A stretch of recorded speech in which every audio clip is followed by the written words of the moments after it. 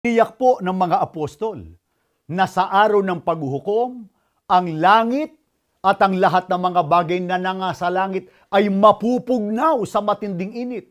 Ang lupa at ang lahat ng mga bagay dito sa lupa ay pawang masusunog. Ito po ang pinakamalaking kapahamakan.